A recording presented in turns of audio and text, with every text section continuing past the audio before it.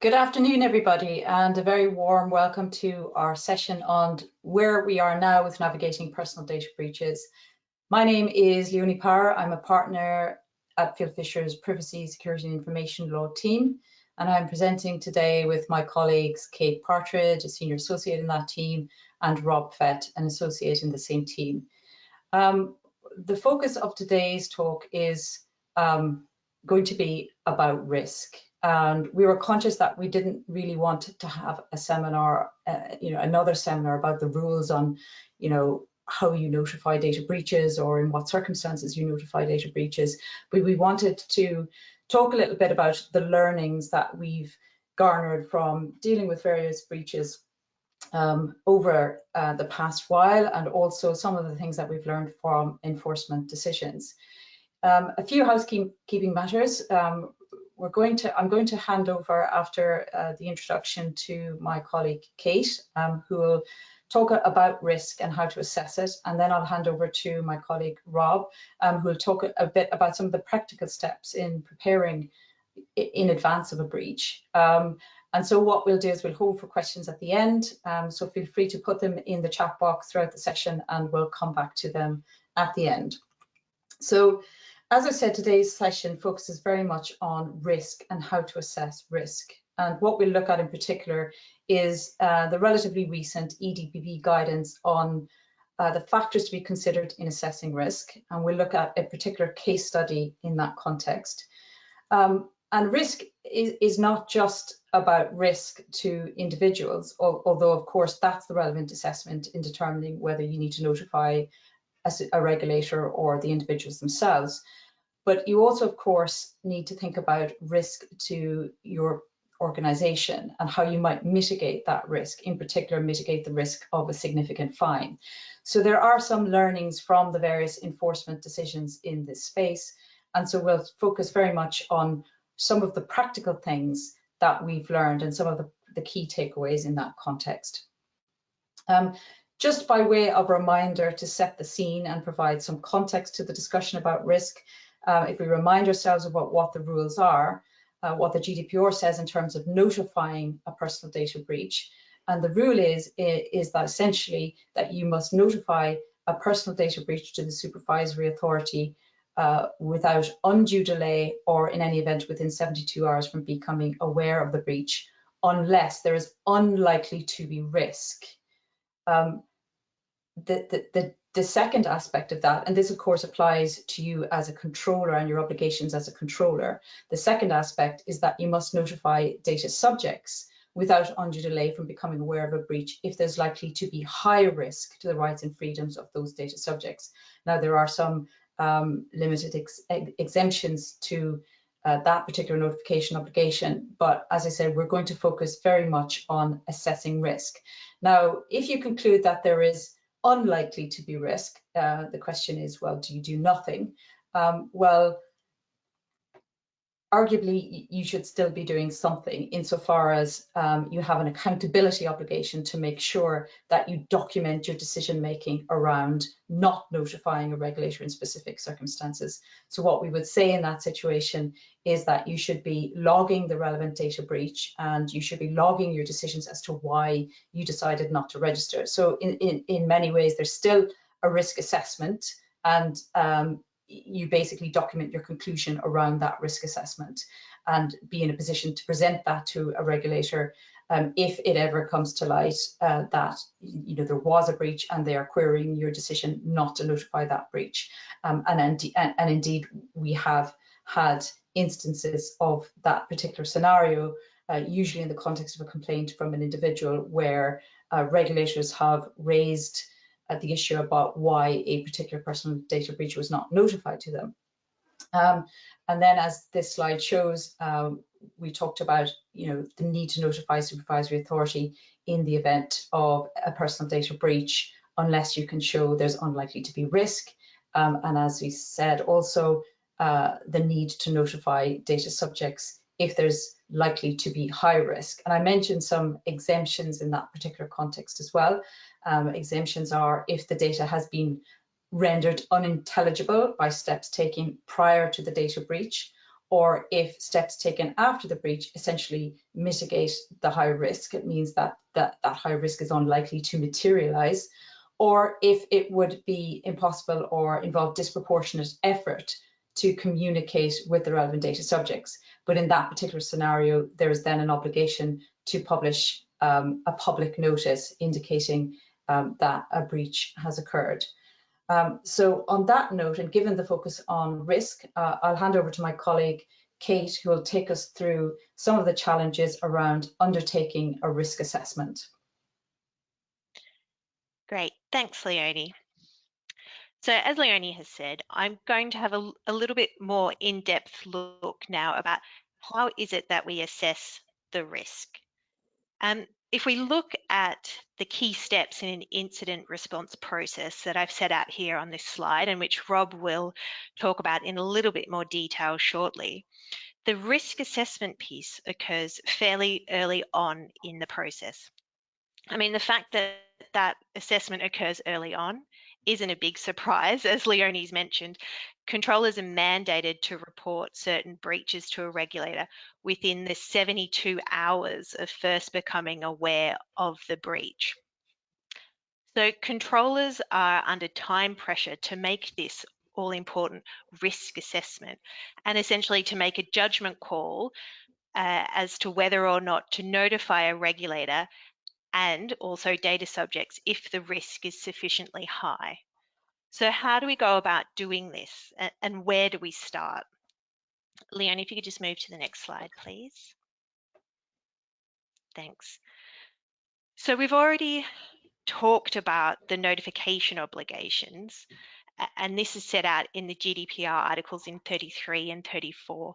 And what I've set out in this slide here is essentially the background, the key essential background items that we have in our pocket to look about how to analyze and assess this risk-based assessment. So as I've already said, we've got, the obligation derives from articles 33 and 34. Then we dig a bit deeper and we've got recitals 75 and 76, and these start to give us the beginnings of a checklist to help guide our risk assessment. They tell us that the risk exists where the breach might lead to physical, material, or non-material damage.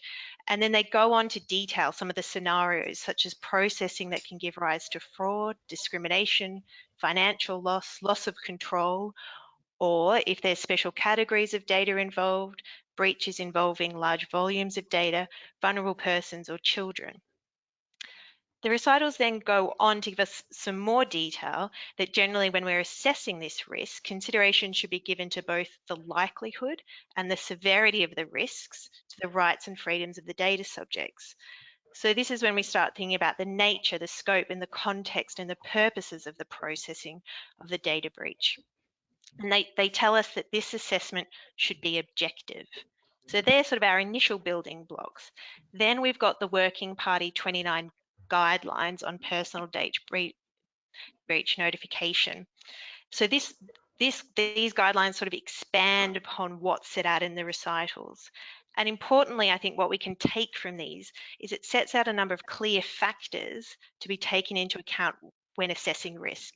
And I'll look into this in a bit more detail on the next slide.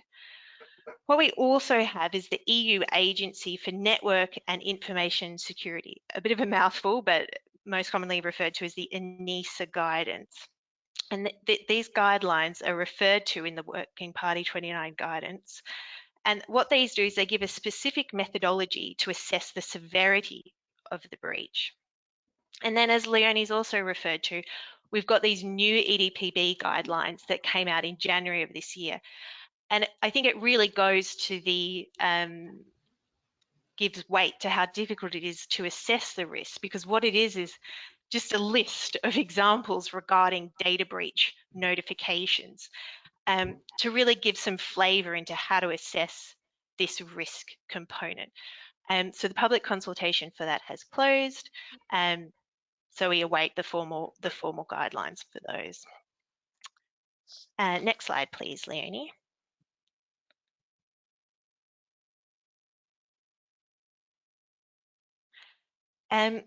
So how do we put all this together? And I think what most controllers will need is a methodology for assessing risk without having to scramble and read the pages and pages of guidance and methodology formulas, while all the while ticking down the 72 hours.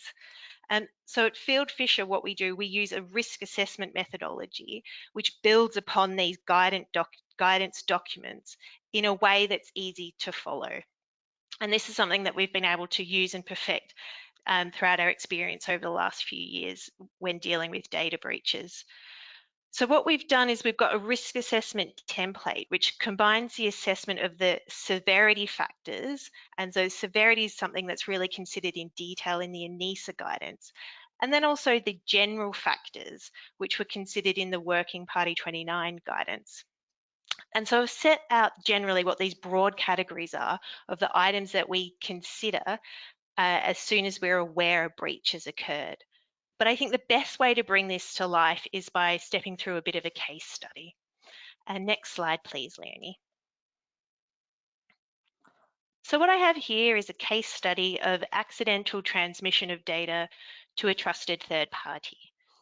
I've got a controller here on the left. It's probably Friday afternoon. They're in a rush. Little controller person there is running along. They send an email to an insurance agent with an Excel file that contains information relating to a dozen customers not belonging to her scope. I've got the insurance agent pictured here. She's looking a little confused at receiving this additional data. Hopefully, though, she's the sole recipient of the email and she's bound by professional secrecy. And very kindly, but also in accordance with the terms of her data processing agreement, the agent immediately signals a mistake to the controller. And the controller corrects the file and sends it out again. The controller also asks the agent to delete the former message, and the agent confirms the deletion in writing. And last but not least, the information that was sent in error that contained no special categories of data, only some contact data, so first name and last name, and data about the insurance contents itself, so the insurance type and the amount. So what I want to do now is map this scenario onto a risk assessment table. If you could turn to the next slide, please, Leonie. So what I have here is an example from our Field Fisher risk assessment template of how you might go about documenting this risk assessment in a way that incorporates both the severity and the risk factors. So what I have here is the data subject category. So we've got the customers, not too much magic to this one, I'm afraid. Then we've got the risk. So the risk goes back to the recitals really, which tell us that this is a key trigger in terms of notification, where there's a risk that leads to physical, material or non-material damage. So here we're thinking about categories of risk like discrimination, identity theft, fraud, financial loss. But in the scenario I've just gone through, we have a fairly basic confidentiality breach. Next, we move on to really contextualizing the data breach, what's known as the data processing context, or DPC. And then we just break this down into really what has occurred. So we've got the data type, we've got name, contact details, insurance type and amount.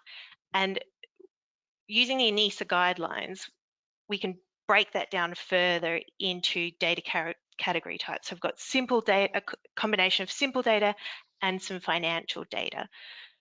Unlike the ENISA guidelines, we don't assess the risk according to numbers. We haven't found that very useful or practicable in the short time frame that we have. But we also look at the special characteristics here. And in this scenario, it's a low volume, there's only 12 customers, there was no malicious intent.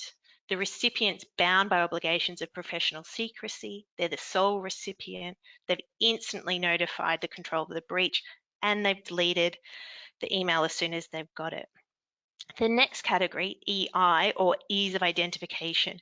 This is about the ease of which with the identity of the data subjects concerned can be deducted from the data involved in the breach. And then we rate it. So is it negligible, limited, significant, maximum? So in this scenario, we've only got the first and last names and the insurance type. It's not nothing, but equally it's not extensive. And I think also what you have to think about in the context of a data breach is what else is out there in the public domain, or what else would the malicious intruder, if there were such a case, able to get their hands on. But in this context, it's not extensive. There's no address, there's no email, there's no date of birth. So here I've suggested we go with a rating of limited. We then think about the circumstances of the breach, and this relates to the type of breach. So are we looking at confidentiality, integrity, or availability? Is there malicious intent? Here, I think it's quite low risk here, and there's no indication that malicious intent was involved. Then we look at severity. In this scenario, so the individuals are unlikely to be affected, and they're unlikely to experience any inconvenience. And then mitigation, that point that Leonie raised early on as well. What measures have been taken to reduce the severity here? Here it was an offending email, it's been deleted. Unlucky for us, it's been confirmed in writing. And then here we've got a bit of a conclusion. It really just runs through most of the factors, and in this scenario, it justifies why we won't be reporting to the supervisory authority or to the data subjects themselves. And so that's a really clear-cut example. So it's all well and good, happy days, Friday afternoon, trigger happy controller is off the hook. But I think if we tweak a few examples and a few of the factors, the risk assessment isn't always as straightforward as what I've just been through here. So Leonie, if we move on to the next slide.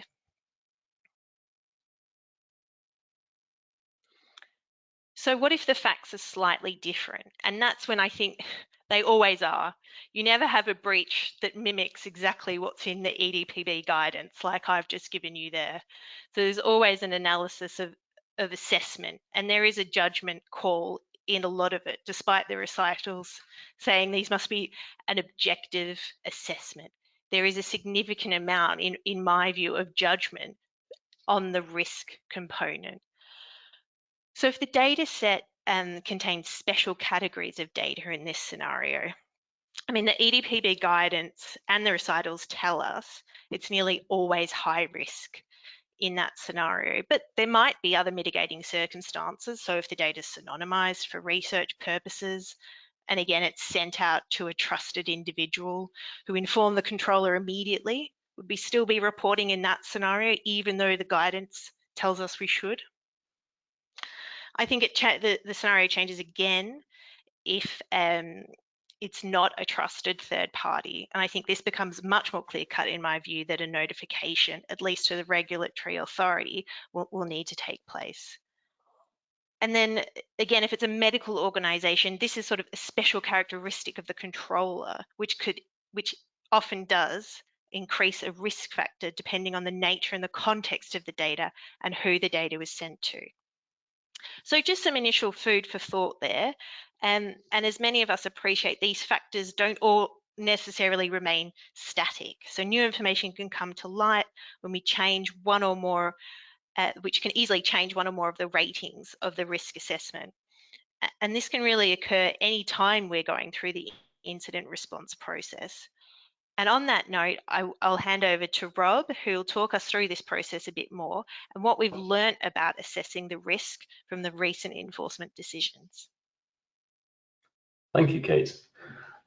So I'm going to talk about some of the sort of practical steps in sort of assessing risk, dealing with regulators, mitigating the risk, and basically, what you should be thinking about when a data breach happens.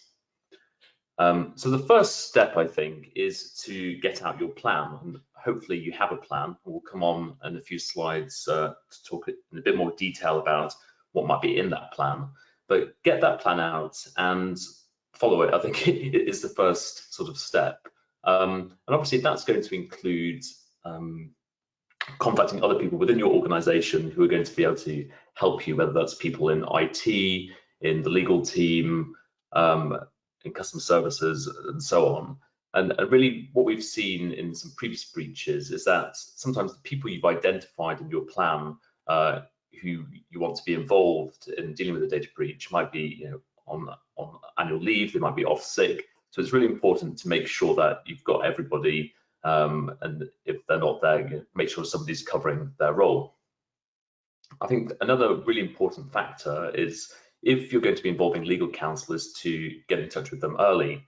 They're going to need to run conflict checks potentially against other people who are involved in the breach, such as your processors.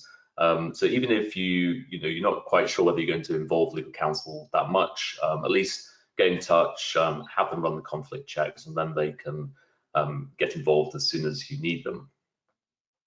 The third tip we would say is about controlling your internal communications. So it's quite common, I think, for people to sort of start firing off emails around your organization, with big, bold headers saying data breach, and that's probably something you want to avoid, not least because you don't want to panic people, but it's obviously these kind of emails might come back to bite you later on if there's an investigation, if there's any litigation. So you want to try and keep hold of your communications, keeping quite a tight circle. Make sure you're maintaining privilege of those communications and using appropriate language, maybe something more like suspected data incidents rather than data breach. That might be more appropriate and less inflammatory. The next really important step is to make sure you're notifying the regulators within the time period. So as we all know, 72 hours is the sort of time frame for notifying a data protection regulator, and obviously not notifying within that time frame will kind of add not just you won't just have a data breach, but you'll also have a breach of the GDPR by doing that, and that can actually lead to potentially increases in the fines that you might receive. So it's really important to make sure that you notify within that time frame, and in doing so, making sure that the people in your organization who might learn about a data breach are checking their emails. Again, if they're off, that somebody's covering for them, because you don't want that one email from somebody else notifying you about a data breach to kind of go unchecked. Because the 72 hours will run from when your organization actually learns about it, rather than when that email hits the legal team. And of course, better to have a short and sweet notification form to the regulator within those 72 hours than something which is more detailed but potentially late. So you can always kind of supplement your notifications once you learn about more facts. So better to get something in within those 72 hours. In terms of other kind of communications with the regulators, I think it's really important to think about who's going to be the contact point for communications. So the breach notification forms will ask you who the relevant person is to contact. So making sure that somebody who actually knows the background of the breach, because it's not uncommon for example, the ICO to call people and to follow up with more questions. And in that kind of scenario, it can also be helpful to have a script prepared or some bullet points or an FAQ for that person so that they can kind of stick to the script and not go off piste. It's really important to kind of not let the regulators kind of take you down a rabbit hole of sort of questions and answers that you may not be comfortable answering. And it's also really important to cooperate with the regulator, though. We've seen a sort of common theme amongst enforcement actions where the regulators have made a comment about the amount of cooperation they've received, either in a positive or negative way, and that can directly influence the fines. So I think we saw some comments to that effect in the BA breach, which we'll come on to later. A couple of other tips when you find out about a data breach. Make sure you're preserving evidence, so putting out a legal hold on the relevant data. That's going to be useful in any future investigations, any subsequent litigation. But it can also be helpful to maintain good logs of what's happened to the data and make sure you've got access to that, because that can really help you when it comes to assessing the level of the risk. If you can actually see that nobody has, for example, gained access to the data, then that's going to help you to put down a more lower risk. Whereas if you don't even have that information to hand and you don't know whether somebody's accessed data or not, you might have to assume a worst case scenario. And finally, really important, taking mitigating measures really early. So that could be things like changing passwords, asking data subjects to contact their banks if it's a breach involving bank information, obviously, as Kate has talked about, recovering data from email sent to the wrong person or asking them to delete that information. So these are some of the steps you can sort of think about immediately when you learn about a breach. Can we go on to the next slide, please? So to kind of put a little bit of this into context and to set us up for the next slide, I'll talk a little bit about the British Airways and Marriott breaches and some of the things that happened there, some of the learnings that those companies would have had. So just very briefly to just kind of recap the facts of those incidents. So in the British Airways case, what happened was an attacker was able to gain access to the login credentials of one of British Airways third-party providers. And that basically enabled the attacker to gain access to an internal BA application where the passwords were available in plain text. And all this basically led to the attacker being able to extract credit card details of about 429,000 individuals, as well as usernames and passwords of BA employees. So what could British Airways have done differently? Some of the criticisms that the ICO made were around multi-factor authentication, which would have helped to protect the third-party provider. Obviously not storing passwords in plain text, so that's a big no-no. And making sure that the security measures which BA had in place were regularly tested and sort of improvements made. There were some comments around potential vulnerabilities, but the fact that those vulnerabilities had been identified, and this was in relation to the Cisco system, and there was guidance on how to kind of mitigate those vulnerabilities, but British Airways had not done that. On the other hand, one of the things British Airways did very well was to contain the vulnerability. So as soon as they learned about what the issue was, they managed to shut that down within about 90 minutes. And so that was a very good factor in reducing the level of the fine.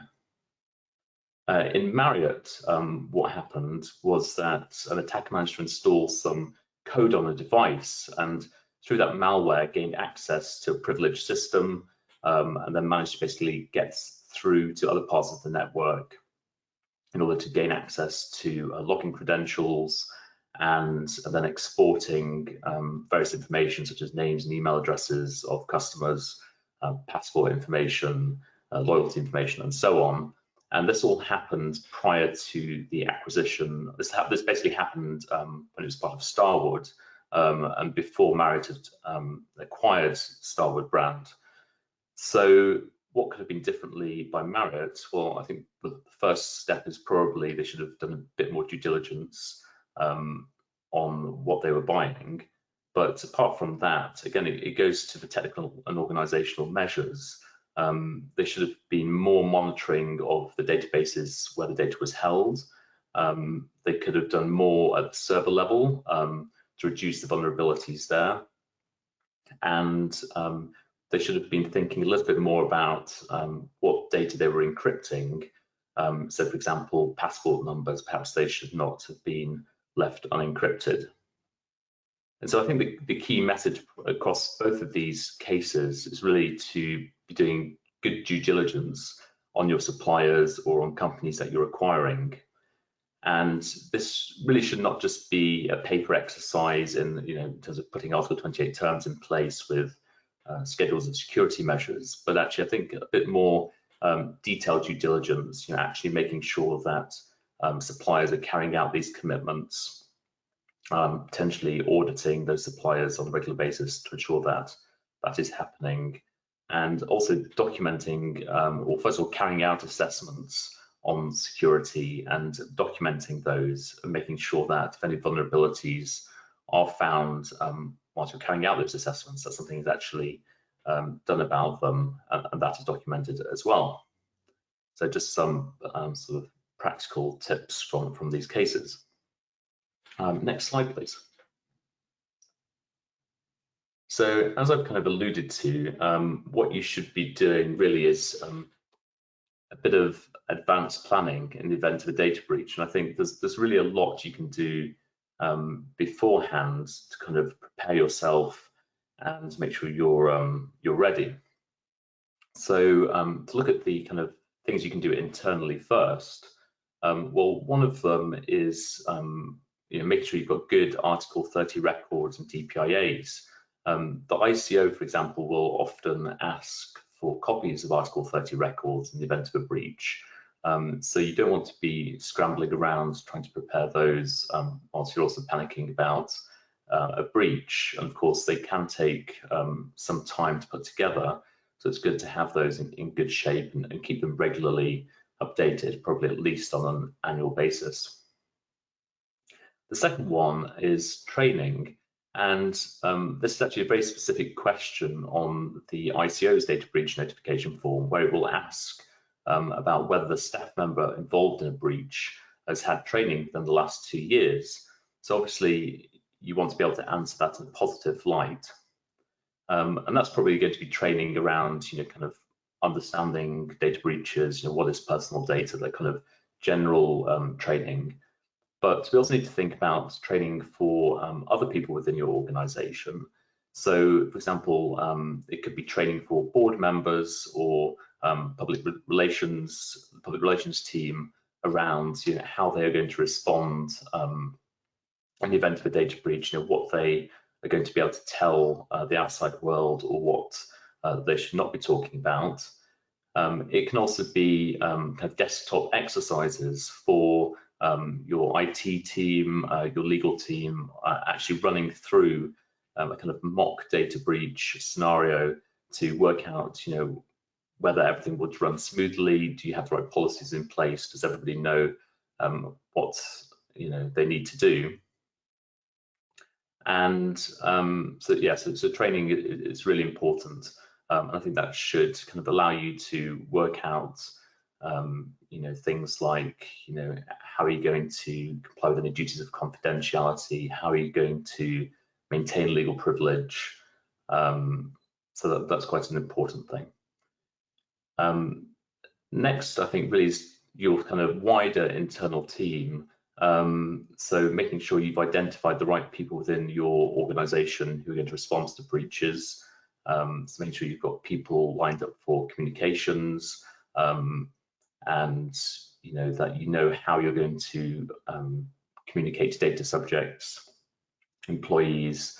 I think what's really important, obviously, some data breaches could lead to an unavailability of your own systems if you're locked out. So by malware, for example. So it's really important to have, as a practical tip, having copies of your plan, lists of all the relevant people in hard copy, and making sure everybody, particularly in the days of working from home, having a copy of that at home, potentially with people's personal phone numbers as well, just in case everybody gets locked out of their your entire IT system.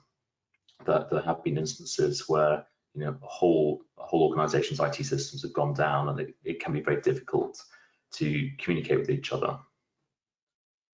Next is security measures. So obviously you should be identifying sort of appropriate security measures and working with industry leading professionals around identifying what those security measures should be. So obviously that can be things around encryption, multi-factor authentication, as we've talked about as well, making sure that you have the right access controls in place, that when people leave the organization, their access is taken away. Other things could be things like penetration testing, as we talked about with the Marriott and the BA breaches, making sure you're looking at vulnerabilities, documenting those, and kind of learning from previous mistakes. When it comes to notification, as we talked about, having a record of what you're notifying, what you're not notifying, and why is very important, and that can also be useful to kind of identify,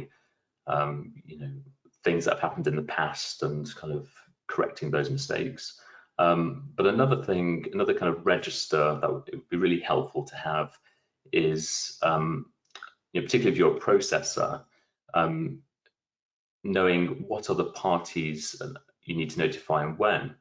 So as we all know, under Article 28, you have an obligation to notify of a breach of your processor to your controller without undue delay, but often contracts will be more specific. So they might have a time frame like notification within 24 hours or within 72 hours. So rather than having to wade through hundreds of contracts, actually having a register of what those time periods are in advance and having that ready will help you to make the correct notifications within the right timescales and sort of avoid, I guess, a contractual breach. But you might also find that there are other parties that you might need to notify, not just data protection regulators and customers. You could also have industry governing bodies who would require a notification, or potentially other regulators, particularly in the financial world. A couple of other tips on internal preparation. Sort of having a good disaster recovery plan. How are you going to restore your systems? And that's really something for your IT team. And finally, again, learning from previous mistakes, putting in place improved documentation, improved training, improved policies, so that mistakes don't happen again. So I'll now talk a little bit more about kind of the more external preparation you can do. So one aspect could be your external advisors. Given the kind of timescales and the franticness that goes on with data breaches, actually having different parties lined up in advance can be very helpful. So those can be people like your legal team, IT consultants, forensic experts, credit monitoring services, PR services, call center providers. And if you've identified which providers you're going to be using, having contracts in place with them already, knowing their contact details, that can help you enormously in terms of preparation.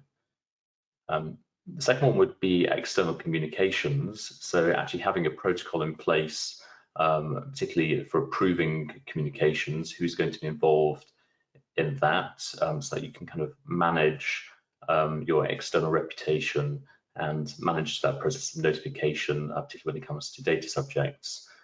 You can also look at having some standard scripts to cover different scenarios. So thinking about what breaches might happen in our organization, how would we respond?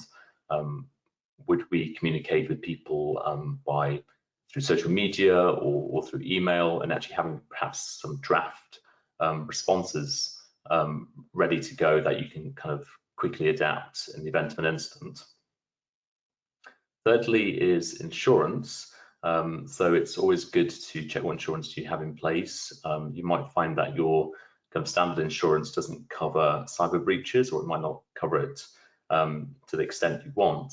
And it's also really important to look at what are the conditions of that insurance, because obviously what you don't want to do is to kind of nullify your insurance. So looking at things like, do you need to notify your insurance within a certain time period? To what extent would they want to be involved in any mitigation steps or other notification steps? So having, reading those policies thoroughly in advance and kind of understanding what your obligations are there. And I think the final tip when it comes to external preparation is looking at your vendor contracts. So obviously, one aspect is kind of your Article 28 terms, but looking perhaps in a bit more detail, you might find more specific things that you want to include with vendors in terms of the kind of speed at which you want to have notification, the specific information you'd like from them, and assessing really which of your vendors could cause you the most financial or reputational damage, and trying to put in place terms with those to kind of mitigate that. So those are some tips. I hope you found those helpful, and I will pass you back to Leonie. Great, thank you very much, Rob and Kate. There are a few questions, so let's look at those quickly. The first is, are there any defined or recommended timeframes governing how long data breach decision documentation or rationale should be retained for if they're queried by a regulator or impacted data subjects? The short answer to that is no. There are no particular requirements or necessarily recommendations. It probably is sensible to keep them in line with appropriate limitation periods in the relevant jurisdictions. So, for example, in the UK, given the possibility of being sued in contract or tort for up to 6 years, and given that a breach might arise in the context of a contractual relationship, and also there's a possibility of suing for distress, and there's limitation periods around that of slightly shorter periods. It probably makes sense to keep the documentation in line with those. So 6 years seems sensible, maybe 6 years plus a cushion. I mean, you might take the view that you want to take a risk-based approach and keep them for slightly less time. But it makes sense to keep them, I think, in line with limitation periods.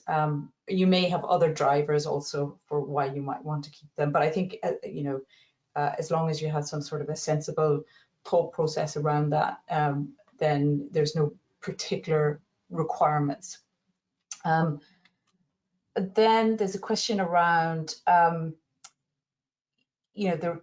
risks around reporting in the context of a scenario where you're on the cusp of likely risk to individuals, so it's not a clear-cut situation of there being risk. Kate, do you want to comment on that? Yeah, sure. Thanks, Leonie. So I think where you're on the cusp of notifying, and I think we've touched upon this throughout the presentation, but Rob sort of pointed out, I think, that there is a fine associated with the failure to notify, particularly in the event that you should have notified. And Leonie's also touched upon this. In the event you do decide to not notify, we do need to keep internal documentation of that risk, and perhaps using that risk register that I went through during my presentation. So really, and the reason for that is you do need to be in a position to robustly defend your position if you're on the cusp and you decide not to notify. I think if you're on the cusp, generally we'd recommend erring on the side of caution, but I mean, you do need to take into consideration some of the broader commercial risk factors, and so an overall assessment on balance would be our recommendation there, I think. Great, thanks, Kate. And there's a question also around prioritization. So, Rob, you talked about a lot of things that organizations can do to prepare in advance of a breach. Which of those should ideally be prioritized? Thanks, Leonie. I think if I was to pick 3, I would maybe firstly say looking at the notification forms for the regulators in the countries that you're most likely to notify in, kind of reading through those in advance and looking to see kind of what questions they're asking, and do you feel comfortable that you could answer them all satisfactorily. So as I think I mentioned, the ICO asks a specific question around training. So if you feel like your training could be improved, then obviously that's something you would want to look at. The second, I would say, is just making sure you've got your team together and you know who in your organisation is going to be who's going to get involved with a data incident. Make sure you've got everybody's contact details, that you're not relying on your own IT system to get in touch with each other. And thirdly, I think it's about sort of carrying out due diligence on vendors. That can be something, I think, which probably needs improvement in a lot of organizations. It's never going to be perfect because just from the amount of time it takes, you probably don't have time to carry out that due diligence on all your vendors, but certainly picking the ones which are kind of have the highest risk, particularly that if they process special category data or financial data, carrying out proper audits on those and identifying and documenting any vulnerabilities. I think that's really important. Great, thanks, Rob. There are no further questions. So unless there's any last minute ones, which it doesn't, oh yeah, there is in fact. Is there a general obligation under law to notify any data breach, or have organizations room to assess and decide whether to notify or not? So this comes back to this concept of risk again, and there certainly is room to assess that, but the parameters within which you must assess that are essentially set down in the GDPR. In other words, you have to assess whether there's unlikely to be risk, because it's only if there's unlikely to be risk that you can essentially decide not to notify. So that's where the whole risk assessment piece comes into play, or similarly vis-a-vis individuals, if there's high risk. So there certainly is room to assess and to decide not to notify, but you have to be able to justify that decision by reference to the parameters set out within the GDPR. In other words, you have to be able to show that in the case of notification to the regulator, there's unlikely to be risk, and in the case of notification to individuals, there's unlikely to be high risk. And then to the extent that you take a decision not to notify, that's where the importance of documenting that decision is key, and keeping a record of that for at least a sensible period of time. As we've said, there's no real recommended or statutory periods around that. You've got to factor in the possibility of being asked by a regulator for that, and then for the organization to decide as a matter of risk how long it's going to keep that documentation in case it needs to respond. As I said, one of the probably sensible factors to take into consideration is appropriate limitation periods for various types of liability that may arise in the context of the particular jurisdiction. Okay, and that looks like it. So that's probably a good place to wrap up. Thank you so much for your attention, everybody. I hope you've got some practical insights out of today's session. And thanks to our speakers, Kate and Rob.